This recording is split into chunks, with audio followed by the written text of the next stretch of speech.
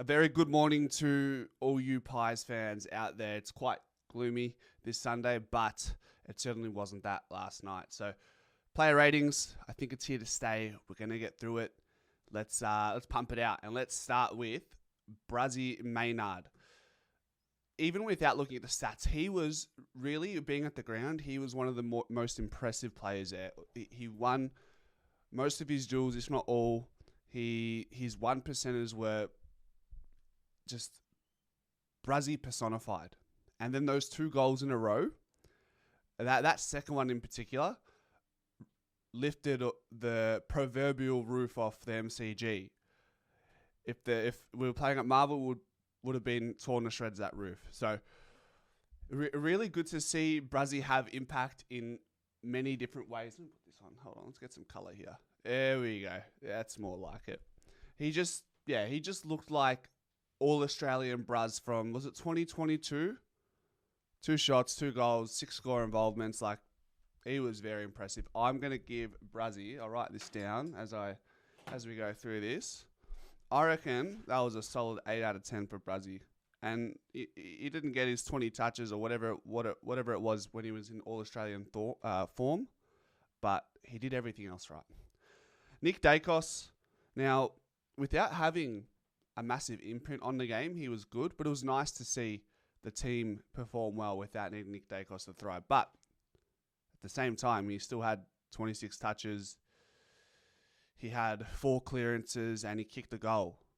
Could have had another 2 goal assists as well. 8 score involvements, one of the highest on the ground. It would have been score involvements. He had the 3rd highest amount of score involvements for the game. I'm going to give, and this is always going to be relative to the standard of our own player. So for Nick, I think it's a 7.5 out of 10. Moving swiftly on, we have Steele Sidebottom. 31 touches, 11 contested possessions, kicked that goal. When he kicked that goal, as it came off the boot, he was already on his way celebrating with the crowd. And I think a lot of people loved that. Like that's a top 3 moment for me last night, is just watching Sidey kick the ball and pretty much turn his back on the goal straight away. And he's on his way doing these ones. But he was outstanding. He was everywhere. The preseason form that we said he was taking into the season was there to be seen. He was great. It was a throwback for Sidey, and who knows, more midfield time seems to be on the way for Sidey. I'm going to give Sidey an 8.5 out of 10. That was incredible. Ned Long, boy, what didn't he do? He was a bulldozer. 2 things. He can tackle anyone, and you can't tackle him. So that is a perfect profile for an inside mid to do the dirty work on the inside and get it out to the Nick Daicoses of the world, the Harry Perrimans. Like that's exactly what we were hoping for with Ned Long. He was also everywhere. He ran out the game extremely well. He had 2 goal assists, 7 tackles. He had 28 pressure acts for the game, which is the 2nd highest out of both teams last night. So really hard to fault Ned Long last night. He's not the most polished player by foot, but if he plays like that week in, week out, he's just going to be a consistent 8.5 out of 10 for Ned Long. That's the reality of it, right? All right. Jack Crisp. Jack Crisp. He was okay. He definitely warmed into the game. He connected a lot through the wing, but at the same time, there were times where he's a little bit fumbly, and maybe it's because of the hot weather. It's slippery. It's yucky. Maybe that's something we have to consider. But he still had 26 touches, 12 contested possessions, 9 ground ball gets, which is great. Didn't play any midfield time. Was pretty much exclusively on the wing for the most part of the game. No shots on goal. 6 score involvements is nice. 7 tackles as well, which is the same amount as Ned Long. You probably want to give a Jack Crisp a 7 out of 10. Is that a bit harsh? I don't know. We'll find out in the comment section. Jamie Elliott was outstanding. He had 10 touches. He was competitive in the air. What do you have? How many goals did he end up kicking? Did he kick 3? He kicked 2, and they called one that was just shaved the post. But he also had 2 goal assists and that tidy finish by the boundary, which I was actually right there. I was doing one of these ones when he turned around and was doing, hey, how good am I? Just quietly. That was fun. There was a lot of fun moments last night. It was good just to be able to, you know what I mean? So, yeah, I think Billy, he was great. I'll probably give him a 7.5 out of 10 as well for our good friend Billy Elliott. Dan McStay, 1/3 of the big M's. He was literally omnipresent. Wherever the ball was, he was around it. He had 21 touches, and I want to know, is 21 touches the most he's had in his career? Let's quickly check that. 21 touches, a bunch of contested marks. Let's see, disposals. 21 is a near-on career high. It's his second highest. The most he had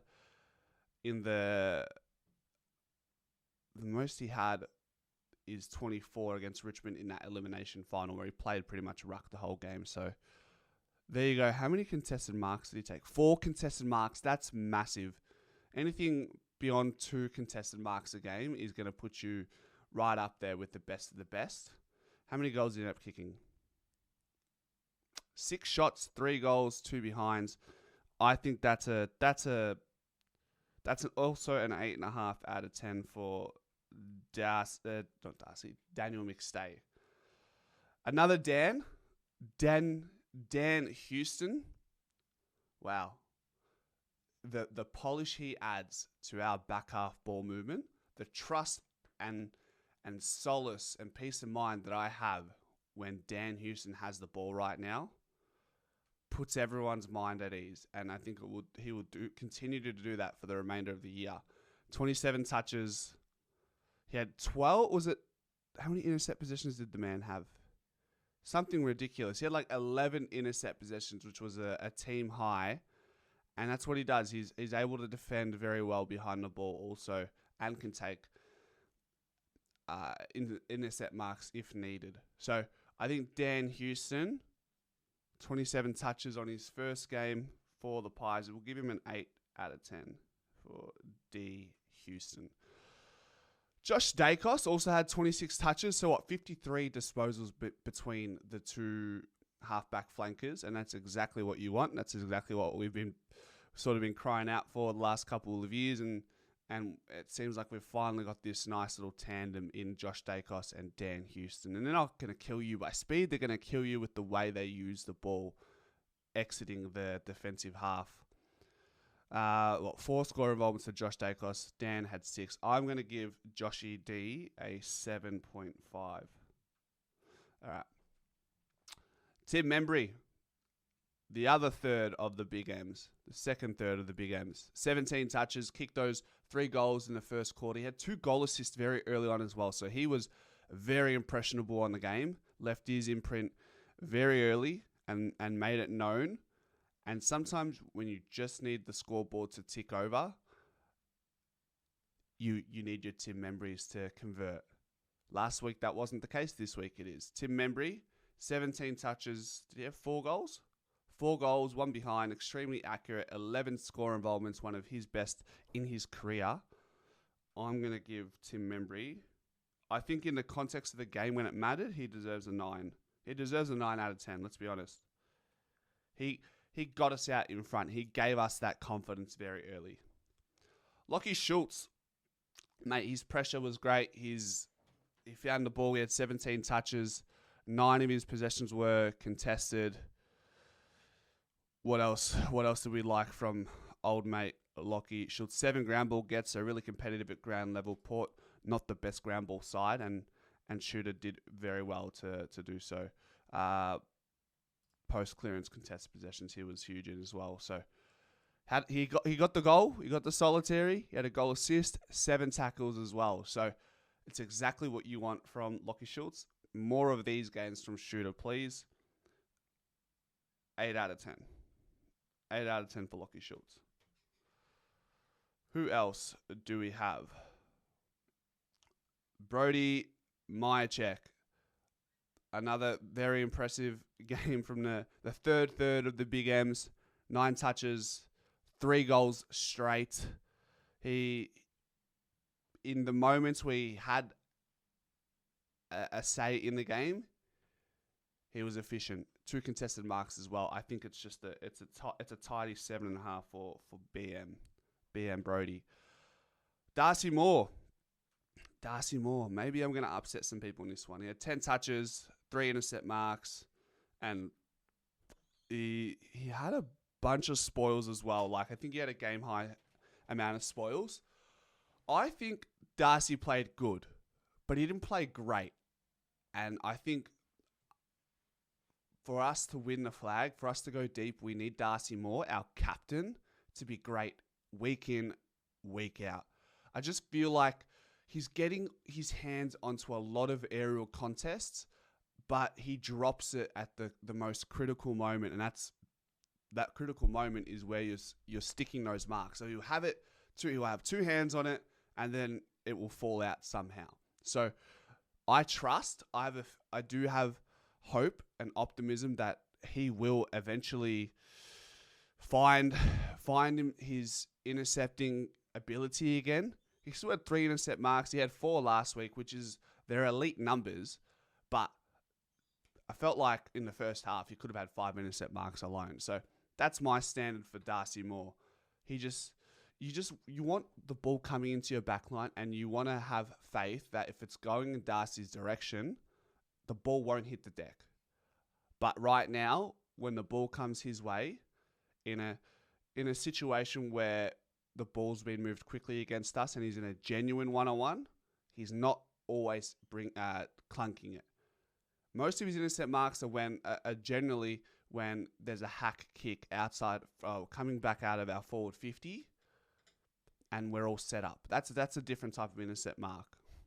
I'll give him a 6.5 out of 10 for DM 30. Harry Perryman, he was relatively quiet, wasn't he? He had 13 touches. He played a little bit off half-back, so he had about 40% midfield time, so he was a little bit quieter. 13 touches. I don't have much to say. He had a bit of an assignment on Jason Horne-Francis at times. I think we'll just give the Pez a 6 out of 10. The Pez. Lachie Sullivan. God, how tough is he? That contest on the wing. Mate, he ate up that bump. You could hear the collision at the ground. That's how heavy it was. But 12 touches, wasn't really clean by foot, and his disposal efficiency probably talks to that 58%, would be close to the lowest in the game. 25% midfield time. Yeah, he was okay. He played like a fringe player. I'm going to give Lachie Sullivan a 5 out of 10. Patrick Lipinski. Hey, I told you. His preseason form indicated that he was going to have a really good year on the wing. He trained there exclusively. He was disappointing in that first half against GWS when the game mattered. And last night, 24 touches, 5 inside 50s, kicked the goal, 7 score involvements. He was just that real connection piece on the wing, and he was just everywhere. The way he ran out the game was very impressive. I would like to know what his running numbers looked like last night. But Patrick Lipinski, you play like that, son, you're going to get a solid 8 out of 10 week in, week out. I feel like this was, for Darcy Cameron, this was probably one of his quieter games that I've seen. 14 touches, 10 contested possessions, 8 ground ball gets is huge. He played, something we saw different was the ruck balance. He played 81% in the ruck last night. the week before was 70%. So it was nice to see that increase. He had 7 clearances, which is the second highest in the game behind Ollie Wine. So he still did what he had to do. Was he outstanding? No, but you're probably going to give him, with those type of numbers, you're giving DC just a 7, aren't you? Something like that. I think a 7 out of 10 for the type of impact he had on the game. Isaac Quaynor, was he quiet? He wouldn't have had the ball a great deal. 16 touches, which is actually a decent return at 93% disposal efficiency. But beyond the stats, what I loved the most was his ability to pressure the players around him, his repeat efforts. I thought he was really good. I don't know if it's the haircut. He looks even faster than what he has been. His fitness is there for everyone to see. It was very, very obvious how much of a prick and of a pest he is around the ground ball contest because of the pressure he's been able to apply as that ground level defender at times. So 4 score involvements as well, which is nice. That's tidy for a defender like Quaynor. We'll probably give IQ just a quiet 7 out of 10 as well, relative to his standard. Bobby Hill was relatively quiet in the first half, but he certainly came to life in the second. Had 2 goals, another 3-goal assist to his name. This guy is a magician with the ball. He loves getting his teammates involved, and that's what he did last night. 7 score involvements, and attributed that one of his goals to AJ after fracturing his leg, which is unfortunate. So he's got a good heart, Bobby. I think Bobby, relative to his own standards, will give Bobby Hill a 7. I'm in between a 7.5, 8. 2 goals, 3-goal assist. I think I'm gonna look. I'd give him an 8 if the game was competitive in the second half, but I'm gonna give him a 7.5. All right, last few. Reef McInnes, 11 touches, was relatively quiet. He had 1 intercept mark to his name. He's still just finding his feet, and this was a nice game just to get your confidence up against a team that really struggled to get the ball inside 50 from their end. So I think Reef will just give Reef a quiet 6 out of 10. Jeremy Howe was rested quite early, but while he was on the ground, he had 3 intercept marks. He was really impressive in the air. You just love to see that from Jeremy Howe, and God, I'm going to miss him when he decides to retire. But till then, I'm going to soak it up as much as I can. I'm going to give Jeremy Howe, we'll give him a 7 out of 10 because he was critical when it mattered. And last 2, Scott Pendlebury, the super sub, he was good when he came on. Probably had 1 or 2 turnovers, but he ran out the game really well, as you should if you're going to be the sub, and really tried his best to kick a goal. You could tell he definitely wanted it, but he didn't. Scott Pendlebury, we're just going to give him a 6.5, which is more than a pass mark. And finally, Bo McCreary had 12 touches, a little bit sloppy at times with his disposal by foot, but his pressure is his one wood and just needs to add that goal to his game as well still. He had 2-goal assists. I'm going to give Bo McCreary a 6.5 out of 10. Do you agree? Do you disagree? Let us know in the comment section. Go Pies.